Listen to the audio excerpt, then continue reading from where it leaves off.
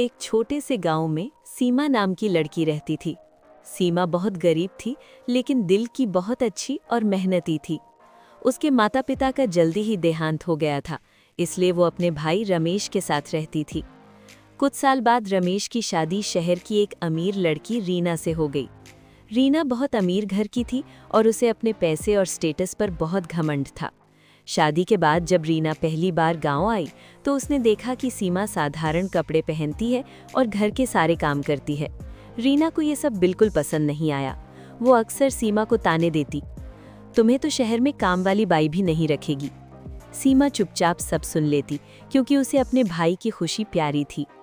एक दिन रीना ने सीमा से कहा, तुम इस घर में क्यों रहती हो? जाकर कहीं काम करो, कम से कम अपने खर्च तो खुद उठाओ।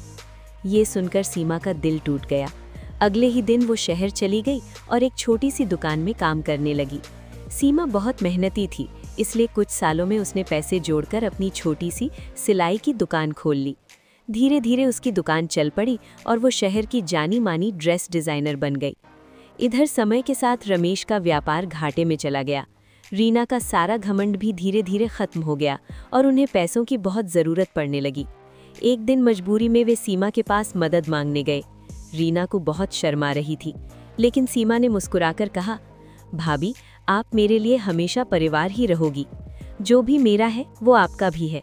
सीमा ने अपने भाई और भाभी की मदद की। ये देखकर रीना की आंखों में आंसू आ गए।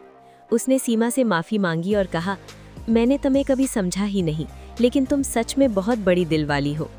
उस दिन से रीना का घमंड खत्म हो गया और तीनों खुशी खुशी रहने लगे।